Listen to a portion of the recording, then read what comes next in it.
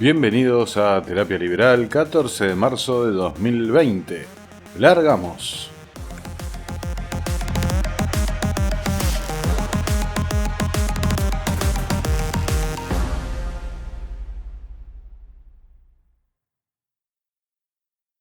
En situaciones de alarma generalizada es imprescindible el rol del Estado para prevenir, tranquilizar y brindar protección a la población.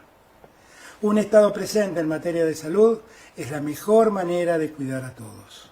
La realidad es que esta pandemia nos convoca como sociedad, nos convoca al Estado Nacional, a cada provincia, a cada municipio, a cada uno y a cada una. Por eso, dicté un decreto de necesidad y urgencia que amplía la emergencia pública en materia sanitaria. Le da facultades de acción y prevención a distintos ministerios, entre ellas evitar el desabastecimiento y fijar precios máximos para el alcohol en gel, barbijos y otros insumos críticos. También permite disponer la suspensión preventiva de espectáculos y el cierre de espacios públicos. Este decreto suspende por 30 días los vuelos provenientes de Europa, Estados Unidos, Corea del Sur, Japón, China e Irán. En el marco de esta restricción, dispone que se implementarán medidas para facilitar el regreso de dichos países de los residentes en Argentina. Dispone también el aislamiento obligatorio durante 14 días en 4 casos. Primero, en aquellas personas con diagnóstico confirmado de coronavirus. Segundo, en aquellas personas consideradas casos sospechosos, es decir, personas que tienen fiebre y uno o más de los siguientes síntomas respiratorios: tos, dolor de garganta, dificultad para respirar y que además en los últimos días hayan estado en zonas afectadas o en contacto con casos confirmados o probables de coronavirus. Tercero, las personas que hayan estado en contacto estrecho con los casos confirmados o casos sospechosos como los anteriores. Cuarto, las personas que hayan ingresado a la Argentina en los últimos 14 días provenientes de países afectados que mencioné anteriormente. Es importante que comprendamos que este aislamiento resulta preventivo y es esencial para reducir todo lo posible la propagación del virus. Aquellas personas que infrinjan el aislamiento tendrán responsabilidades penales. El Estado está presente y va a acompañar a todos, especialmente a nuestros mayores de 65 años, en quienes mayor impacto tiene el virus. Tenemos que hacerlo entre todos y todas. Tenemos que demostrarnos una vez más que en los temas importantes estamos unidos. Atravesamos dificultades. Vamos a seguir monitoreando al instante la evolución de esta pandemia para actualizar y tomar las medidas que hagan falta.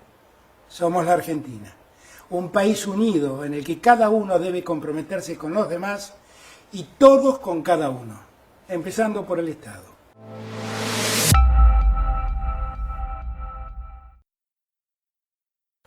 En situaciones de alarma generalizada es imprescindible el rol del Estado para prevenir, tranquilizar y brindar protección a la población. Como saben, desde este espacio siempre fue la idea analizar la actualidad, analizar las noticias desde un punto de vista más profundo, más holístico, que quedarse en el día a día, en el momento, en el titular explosivo. Quiero que esta semana vayamos todavía más profundo sobre los temas que nos tocan vivir. Como todos saben, estamos transitando una pandemia, que es la declaración de la Organización Mundial de la Salud referente al virus del COVID-19, el conocido como coronavirus. Entonces, la idea desde este espacio es analizar qué es lo que nos está pasando como sociedad, qué es lo que nos pasa como grupo humano desde un punto de vista más profundo, desde un punto de vista congruente y respetuoso con las ideas liberales. Acá no importa tanto si uno está cercano al liberalismo clásico, si uno es minarquista, si uno es anarcocapitalista, sino simplemente es tratar de dar una visión, una lectura diferente sobre las cosas que pasan. Por eso en esta edición vamos a tratar de tocar el tema del coronavirus desde el punto de vista de cuáles son los límites del Leviatán al Leviatán en una circunstancia como esta, una circunstancia de crisis global. Entonces, ¿cuáles son los límites del Leviatán? ¿Cuáles son los límites del Estado? ¿Qué es lo moralmente correcto? ¿Qué es lo que no? ¿Cuál es la línea que separa lo que es arbitrario y autoritario de lo que respeta la libertad individual y los derechos de la persona? Y por último, y me parece más importante, ¿justifica el fin los medios que se utilizan? Vamos a tratar de tocar todos estos temas en esta edición. El siguiente extracto es del libro Liberalismo Clásico de Eamon Butler. Los liberales clásicos también se muestran escépticos respecto a la intervención del gobierno en servicios como la salud, la educación y el bienestar social. El bienestar social, por ejemplo, tiene como objetivo eliminar la pobreza, pero casi indiscutiblemente hace lo contrario, modificando negativamente el equilibrio entre el desempleo y el empleo. La mayoría de los principales pensadores liberales clásicos argumentaban a favor de que el Estado proporcione al menos alguna mínima ayuda social, pero consideran que ese apoyo se suministra mejor a través de mecanismos de mercado. Por ejemplo, preferirían que las personas adquieran seguros contra el desempleo, las enfermedades y la discapacidad, y que las obras de caridad, revitalizadas por la retirada del Estado, ayuden en los casos de penuria o que el Estado pague las primas de aquellos que no pueden pagar el seguro.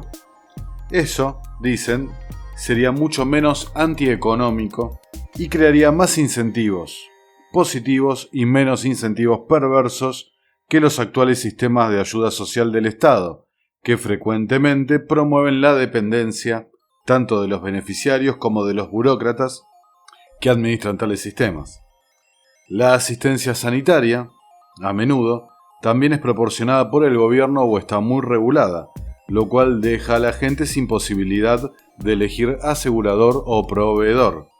Si la competencia funciona bien en otros mercados, los liberales clásicos preguntan por qué no debería funcionar también en los hospitales, reduciendo los costes y aumentando la calidad, donde los pobres, para quienes actualmente la salud es inalcanzable o inaccesible, serían los más beneficiados. Y los seguros de salud verdaderamente competitivos harían que la gente tomara conciencia del coste potencial de los estilos de vida poco saludables sin necesidad de los sermoneos del Estado.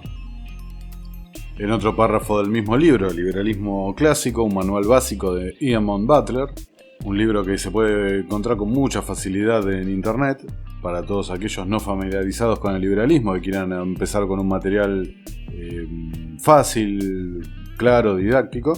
En otro apartado del libro dice: más recientemente, e inclusive en un libro sobre el excesivo poder del Estado, refiriéndose a Camino de Servidumbre de Friedrich Hayek, el autor también enumeró algunas de las funciones que él consideraba que los gobiernos legítimamente podrían asumir. Estas incluyen proporcionar a las personas un mínimo de alimentos, vivienda y ropa, suficiente para conservar su salud y su capacidad de trabajo. Un sistema integral de seguro social para aquellas desgracias contra las cuales es difícil asegurarse. Ayudar después de desastres naturales para los cuales nuevamente los individuos no se pueden preparar. Y la política económica para combatir los ciclos económicos y el desempleo que estos crean. Muchos liberales clásicos se preguntan de qué concesiones como estas sean solamente la punta de un enorme iceberg, como se quejó más adelante, posteriormente, el mismo Hayek. Las emergencias ha sido siempre el pretexto con el cual se han erosionado las salvaguardas de la libertad individual. Cuando dejamos que el Estado proporcione ayuda de emergencia, alimentación, albergue, ropa, educación y salud, no es fácil fijar el límite entre lo que son necesidades para unos pocos y comodidades para la mayoría. En otras palabras, no hay ningún límite evidente para esa intervención del gobierno. Con esto les quiero poner sobre la mesa el tema de: hay una gran confusión respecto a el rol del Estado, la filosofía liberal y la alternativa de una medicina privada. Por ejemplo, muchos antiliberales, sean socialistas, sean fascistas, colectivistas en definitiva, muchos de esta gente antiliberales han recurrido a ver cuál sería la respuesta liberal ante una situación como esta, como una pandemia. Demuéstrenme cómo el liberalismo frenaría un brote como este del coronavirus. Y la realidad es que una situación de pandemia no se puede detener, no se puede prevenir, ni con una gestión estatal de la salud, ni con una gestión privada de la misma. La diferencia radica, y siempre ha radicado para la visión liberal, en la eficiencia en la gestión. Cuando un burócrata, desde la fatal arrogancia de su cargo, se considera más importante que los individuos y piensa que su decisión, su poder de decisión, incluye una calidad de omnipotencia, omnisapiencia, ocurre lo que indefectiblemente ocurre tanto en materia económica como en materia educativa, como en todos los órdenes de la vida. Es imposible, siguiendo las ideas de Hayek, que la imposibilidad del socialismo está dada por su incapacidad para procesar y tener la cantidad de información que necesita para administrar una sociedad. Distinta es la idea de Mises, donde propone que simplemente el socialismo fracasa por la no existencia de propiedad privada, que eso deriva en la imposibilidad de cálculo económico, por lo que es imposible que una sociedad crezca y prospere ante esta situación de inexistencia de cálculo económico. Pero volviendo a la teoría de Hayek, ¿no? Al ser imposible para una persona o para un conjunto de burócratas manejar, procesar la cantidad de información que necesitan, siempre están destinados a llegar tarde, a equivocarse, a tomar malas decisiones y a un lugar que claramente no lo favorece, ¿no? Por ejemplo, no es mi intención caerle encima a Ginés González García, al ministro de Salud, porque claramente a todos los ministros de salud del planeta les pasaría lo mismo. Como un intercambio que tuve esta semana, hasta, no sé, al mismísimo Carl Sagan o Albert Einstein, si estuvieran ocupando ese cargo, le hubiera pasado lo mismo. Porque es imposible que tengas la cantidad de conocimiento, de información para prevenir o manejar la crisis. Entonces, me parece que no tiene sentido caerle en la declaración de no lo esperaba tan rápido, o ver la semana anterior cuando se hablaba de no pasa nada, la temperatura, cuando la simple mención de que había casos en países con temperaturas más altas que la Argentina. De vuelta, no le caigamos al funcionario, porque el funcionario está destinado a fracasar en esta cuestión. Simplemente tenemos que tener la convicción y darnos cuenta de que siempre y en todo lugar va a pasar esto. Va a fracasar porque no puede procesar la cantidad de información y no tiene la capacidad de reacción que pueden tener otras personas. Entonces, ya aclarado este punto, ¿no? De que ni una salud de gestión privada ni una salud de gestión estatal hubieran podido impedir que se propague la enfermedad. La diferencia radica clara y 100% en el modo de la eficiencia de la gestión de la crisis, que está vinculado a la raíz propia del Estado. ¿Cuál es el incentivo del político más que mantener el poder, ¿no? Entonces el incentivo del político es no quedar atrapado en una red de desastres, de muertes, de víctimas que lo puedan llevar a perder su cargo, más que el bienestar de la población en sí. Enfrentémoslo, seamos realistas respecto a esto. La gente que tiene en alta estima al Estado como protector, como guardián, como un estilo de Dios en el jardín del Edén, son incapaces de ver esta cuestión. Por eso las menciones a, bueno, por lo menos ahora el Ministerio de Salud es ministerio y no secretaría, cuando realmente es un rótulo y no ha cambiado nada. Hubiera fracasado siendo secretaría, hubiera fracasado siendo ministerio, y lo que les expliqué antes, ¿no? Para darles un ejemplo de esto, veamos la actuación de la Argentina a través de toda esta crisis del coronavirus, ¿no? La Argentina ha seguido de los lineamientos de la Organización Mundial de la Salud, ¿sí? ¿Qué quiero decir con esto? Que la Organización Mundial de la Salud, que también a su vez es una cuna de burócratas, que toma decisiones y plantea lineamientos, en general, no viendo el particular de la situación de cada país. Entonces toman unos lineamientos generales que la casta política los sigue para quedar cubiertos ante una eventual situación de desastre o de cuestionamiento. Entonces, por ejemplo, encontramos situaciones como que realmente me parecen insólitas, inauditas, de estos organismos multilaterales de los cuales ya hemos hablado en otras ediciones: FMI, Banco Central Europeo, Banco Mundial, Banco Interamericano de Desarrollo, Organización Mundial de la Salud, Organización Mundial de Comercio, todos estos entes multilaterales que realmente funcionan mediante burocracias, con gente que nadie las ha elegido para estar ahí, o al menos no las han elegido democráticamente. El pueblo realmente no tiene idea quiénes son los burócratas que están ahí, y esta gente toma decisiones por arriba de la soberanía de las sociedades, de los países, y en definitiva convirtiéndose, mejor dicho, en una suerte de gobierno mundial al que nada se le puede objetar, cuya esencia es la misma de la esencia de un sistema socialista. Son de vuelta, son colectivistas, son planificadores, son burócratas que están intentando tomar decisiones por todos, ¿ok?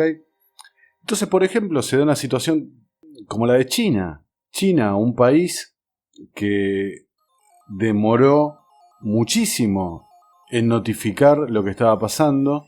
No solo eso, sino que además persiguió a los descubridores de esta nueva variante de los coronavirus, el COVID-19. No solo los persiguió, sino que los reprimió, los encarceló. Después, al descubridor del virus, cuando murió, ante la repercusión que estaba teniendo internamente, ocultó la muerte, la desmintió, después la terminó confirmando. O sea, el manejo de la crisis de China fue propio de la Unión Soviética con Chernobyl. Realmente el manejo fue vergonzoso, fue típico manejo de propaganda comunista, ¿ok? Y después de eso, cuando China vio descontrolada la situación, ¿qué hizo?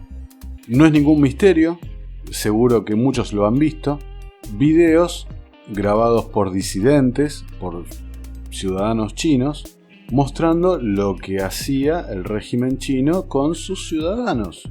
Videos que algunos han sido tratados de fake, otros no.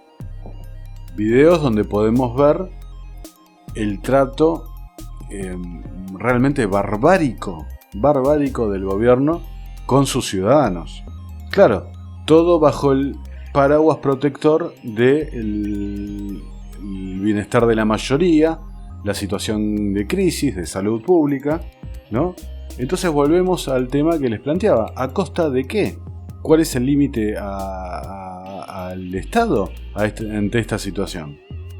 Por ejemplo, esta semana salió publicado en Infobae una nota que se titula «Es posible que China esté venciendo al coronavirus, pero a un costo muy alto». Dice: a medida que el nuevo coronavirus avanza por el mundo derrumbando mercados, restringiendo los viajes a nivel global y suspendiendo las clases para cientos de millones de niños, los gobiernos buscan con desesperación formas de contenerlo. China, el lugar donde apareció por primera vez, dice que tiene la respuesta. Para sorpresa de algunos, el país, que en un inicio ocultó y gestionó mal el brote, ya lo está controlando, al menos según sus cifras oficiales. en los últimos días ha disminuido de manera drástica el número de casos nuevos, a la vez que están apareciendo contagios en otros países. La Organización Mundial de la Salud ha aplaudido la respuesta de Pekín. China afirma que la tendencia demuestra que sus medidas de contención, escuchen esto, que incluyen el confinamiento de casi 60 millones de personas en Hubei, además de una cuarentena estricta y restricciones de viajes para cientos de millones de ciudadanos y extranjeros, está funcionando. O sea, digamos que indiscriminadamente encerrar a 60 millones de personas y en total cientos, como dice el artículo, ¿no? Restricciones de viajes a cientos de millones de personas, eso es lo que aplaude la Organización Mundial de la Salud, pues le parece que está bien. Ahora, si el brote fuera peor, o sea, ¿qué es lo que aplaudiría la Organización Mundial de la Salud? Porque quiero que tengamos en claro esto, que este avasallamiento del Estado sobre los derechos, justificado entre comillas, según la opinión pública, justificado por la emergencia, digamos que es una cuestión de grado esto, ¿ok? Es una cuestión de grado, porque ¿qué hubiera pasado si hubiera cambiado las circunstancias, si era más peligroso el virus, había una mortandad mayor? ¿Qué hubiera pasado? O sea, ¿está bien que el gobierno ejecute gente para prevenir una emergencia? Continúa el artículo diciendo: la estrategia contundente de China plantea interrogantes más de fondo para otros países. Su campaña ha tenido éxito, pero a un costo muy alto para los medios de subsistencia de la población y la libertad a nivel personal. Incluso los países que puedan copiar a China deben preguntarse si el remedio no es peor que la enfermedad. Los países que están analizando la aplicación de la estrategia de China tienen que considerar la forma en que ésta ha afectado casi todos los ámbitos de la población de este país. La economía casi se ha paralizado y muchas pequeñas empresas señalan que tal vez pronto se les agote el dinero. Los pacientes con enfermedades graves están teniendo problemas para encontrar atención médica oportuna y algunos han muerto. Han puesto a cientos de millones de personas en algún tipo de aislamiento. De acuerdo con el China Daily, el periódico del Estado, más o menos hasta la fecha de la publicación de este artículo, más o menos 827.000 personas aún estaban bajo cuarentena en Pekín. Entonces, planteemos esto volviendo a la República Argentina, un país donde tenemos un 50.3% de inflación anual, tenemos un 40% de pobres y aumentando, tenemos un déficit fiscal en un aumento grosero, una inflación contenida porque nos paran de imprimir moneda a lo loco, ¿no? Y una actividad económica que no avanza, un consumo que no se reactiva, etcétera, etcétera. Pensemos medidas como las que se están hablando de cuarentena, de aislamiento, la cantidad de daño que van a ocasionarle a la sociedad argentina de acá a futuro. Es decir, para ser claros, si nadie trabaja, si no hay actividad económica, no va a haber alimentos, no se van a producir alimentos, nadie los va a llevar a los supermercados. La gente con empleos más precarios o que trabaja en negro no va a tener dinero, no va a poder adquirir bienes. Si hoy una emergencia alimentaria, la gente se muere de hambre en el interior, pensemos la cantidad de gente que va a quedar en la miseria absoluta por medidas como estas, que algunos me pueden decir, estamos privilegiando la salud pública y en fin el Estado después responderá, pero el Estado no tiene nada con qué responder después. Entonces miren, por ejemplo, este artículo publicado en ámbito financiero: con la excusa del coronavirus, los estados destruyen mercados y el rebote que vendrá. Dice: pongamos las cosas en su lugar. Esto no es culpa del virus, sino de las medidas preventivas de los gobiernos, como las prohibiciones de trabajar y circular implementadas de manera policial y violenta, coartando libertades personales como si la actividad privada no fuera más eficiente incluso en el control de epidemias. Y como toda violencia, la represión estatal empeorará las cosas.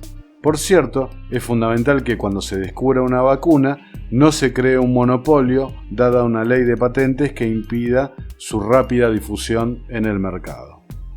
Entonces, nuevamente, esta pérdida de libertades individuales, este avasallamiento de los derechos, en un contexto económico como el que tiene Argentina, con un paro de campo, con menos productividad en los alimentos, con una disminución del mercado, con un mercado en negro muy alto respecto a la economía formal. Entonces todo un mercado que va a quedar muy restringido, mucha gente no va a tener ingresos y mucha gente va a quedar en la miseria. Y digámoslo con todas las letras, hay una sobreactuación, una sobredimensión ante una situación que no deja de ser grave por la cantidad de contagios, pero cuya tasa de mortandad no es comparable ni de casualidad con otras pandemias del pasado.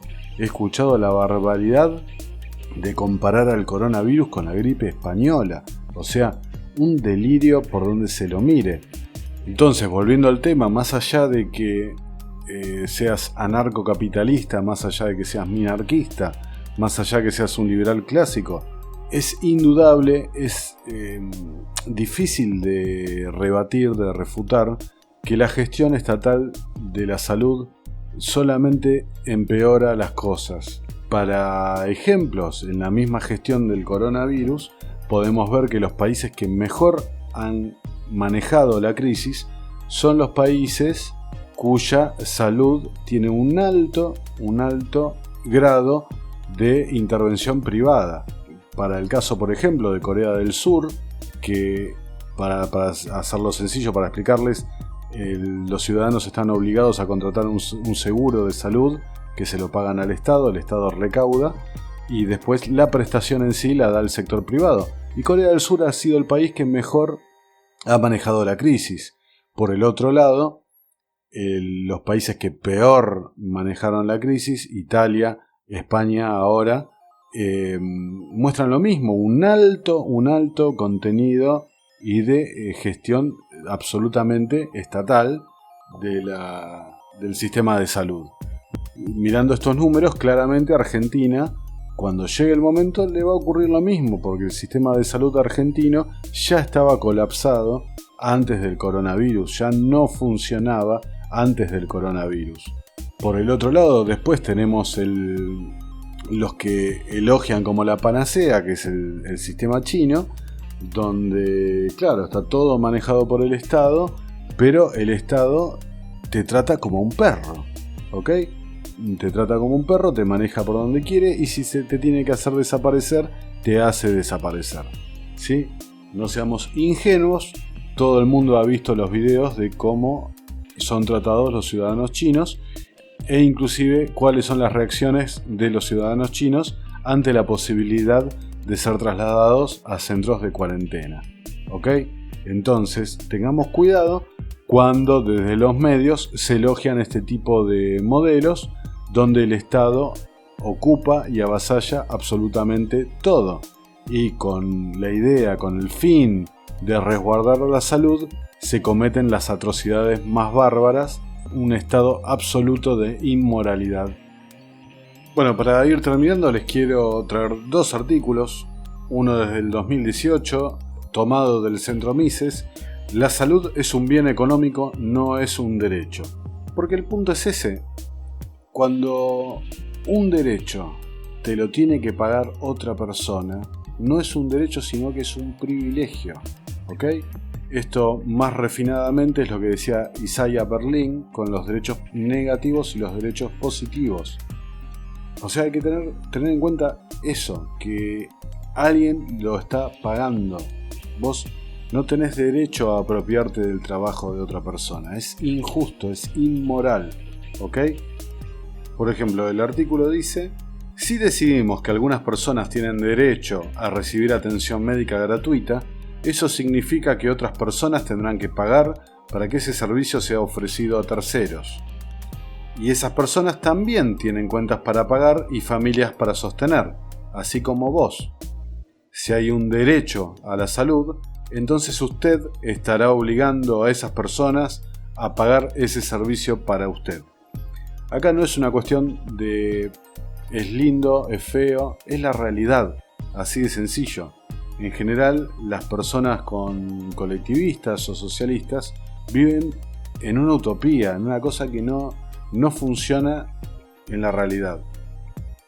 Es obvio que si aquellos obligados a pagar por la salud de terceros fueran abiertamente tratados como esclavos, las facultades de medicina rápidamente se vaciarían, pues la inmoralidad sería explícita. Sin embargo, como el gobierno hizo un buen trabajo en convencernos de que la salud es un derecho en vez de un bien económico, él generosamente se dispuso a actuar como el intermediario, diluyendo la noción de la esclavitud. Los políticos son muy buenos en hacer parecer que los tratamientos médicos serán gratuitos para todos, pero nada podría estar más lejos de la realidad. El gobierno no quiere que pienses mucho sobre cómo los hospitales serán financiados o cómo, mágicamente, vos vas a ganar algo a cambio de la nada en la arena médica. Solo nos piden que confiemos en ellos, los políticos, pues de alguna forma todo va a salir bien. La salud pública es algo que nunca funciona de la manera en que las personas fueran engañadas a creer que funcionaría antes de ser implementada. Los ciudadanos de los países en los que la salud la da el Estado nunca habrían aceptado este sistema, pues habrían sabido por adelantado acerca del racionamiento y las largas filas para ser atendidos. Cuando los burócratas asuman el control de la medicina, los costos aumentan y la calidad cae, pues los médicos pierden más tiempo resolviendo con el papel y dedican cada vez menos tiempo a la atención de los pacientes. A medida que los costos se van disparando, como siempre ocurre cuando los burócratas asumen las riendas de cualquier emprendimiento, el gobierno tiene que confiscar cada vez más dinero de una economía ya sobrecargada para de alguna manera conseguir pagar las cuentas. De vuelta, como ya les leí antes, muchos liberales creen que el Estado tiene que estar ahí o tiene que garantizar un mínimo desde donde la gente no puede caer. Pero acá no estamos hablando de algo ideológico, sino que estamos hablando de la realidad. No estamos hablando de una utopía o de una idea. Estamos hablando de realmente cómo funcionan las cosas. Fíjense el último artículo que les traje para compartir esta semana, también del Instituto Mises, artículo del 9 de marzo del 2020. ¿Qué diría Murray sobre el coronavirus? Murray refiriéndose a Murray Rothbard, el creador del anarcocapitalismo. Se pregunta el artículo: ¿estaría justificado que el gobierno de los Estados Unidos impusiera cuarentenas involuntarias masivas para frenar la propagación de la enfermedad? ¿Qué hay de las vacunas? Si los científicos del Estado afirman que han descubierto una vacuna para el coronavirus, ¿deberíamos tomarla? Si nos negamos, ¿puede el Estado obligarnos a hacerlo?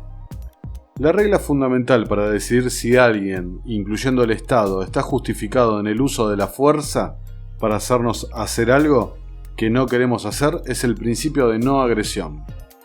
Como dijo Rothbard, nadie puede amenazar o cometer violencia contra la persona o la propiedad de otro hombre. La violencia solo puede emplearse contra el hombre que la comete, es decir, solo defensivamente contra la violencia agresiva de otro. En resumen, no se puede emplear la violencia contra un no agresor. Al principio se podría pensar que se puede usar el principio de no agresión para justificar las cuarentenas forzadas contra el coronavirus. Supongamos que alguien tiene una enfermedad mortal que siempre se extenderá a otros si entra en contacto con ellos. Probablemente la persona querrá aislarse a sí misma y no infectar a otros, pero si se negara a hacerlo, ¿no estaría justificado que las personas en peligro lo aislaran? Él es una amenaza para los demás, incluso si no tiene la intención de hacerles daño. Pensar en este camino puede llevarnos a una fea situación, y aquí es donde Rothbard puede ayudarnos más. en su gran libro La ética de la libertad, dice: es importante insistir, sin embargo, en que la amenaza de agresión sea palpable, inmediata y directa. En resumen, que se encarne en la iniciación de un acto manifiesto. Cualquier criterio remoto o indirecto, cualquier riesgo o amenaza, es simplemente una excusa para la acción invasiva del supuesto defensor contra la supuesta amenaza. Una vez que uno puede usar la fuerza contra alguien debido a sus actividades arriesgadas, entre comillas, el cielo es el límite. Y no hay prácticamente ningún límite para la agresión contra los derechos de los demás. Una vez que se permite que el miedo de alguien a las actividades arriesgadas de los demás conduzca a una acción coercitiva, entonces cualquier tiranía se justifica. Cuando aplicamos lo que dice Murray Rothbard a la situación del coronavirus, podemos responder a nuestra pregunta sobre las cuarentenas forzadas. La gente no está amenazando a otros con la muerte inmediata por contagio. Más bien, si tenés la enfermedad, podés contagiar a otros como que no. Lo que pasa si alguien contrae la enfermedad es aún incierto. El artículo concluye diciendo: ¿por qué se ha desarrollado un pánico por esta enfermedad? Murray Rothbard nos enseñó a seguir el dinero, y en este caso los fabricantes de drogas y los desarrolladores de vacunas se benefician si pueden asustar a la suficiente cantidad de personas. Todos recordamos el pánico de la gripe porcina de hace varios años. Los médicos desarrollaron una vacuna para evitar que la gente se contagiara de la supuesta enfermedad, y esta vacuna inclusive mató a muchas personas. Cuando Gerald Ford fue presidente también hubo un pánico por la gripe porcina, y pueden ver en internet un video de Rothbard riéndose sobre el caso. Si Rothbard estuviera hoy con nosotros, se reiría de los temerosos advirtiéndonos de los peligros de los medicamentos, las vacunas y las cuarentenas. Y recordándonos que el principal peligro que enfrentamos es el Estado tiránico y depredador. Tras las palabras de Rothbard que les traigo, los invito a reflexionar sobre eso. De vuelta, ¿cuánta gente va a morir? ¿Sí? ¿Cuánta gente va a morir por la sobrereacción o por la falta de límites que se le ha dado al Leviatán, al Estado, para decidir sobre nuestros cuerpos y nuestra propiedad como se les antoje? ¿Cuánta gente va a perecer? ¿Cuánta gente va a caer de donde está a niveles de mayor pobreza? ¿Y cuántas actividades van a desaparecer por culpa de esto? Por culpa de seguir protocolos que fijan burócratas que ni siquiera y toman decisiones únicamente basadas en cuidarse las espaldas y no perder sus lugares de preponderancia.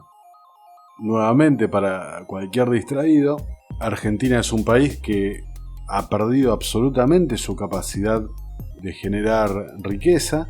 Es un país que va a empezar a sufrir los coletazos del precio del petróleo, paro del campo, la producción se ha achicado.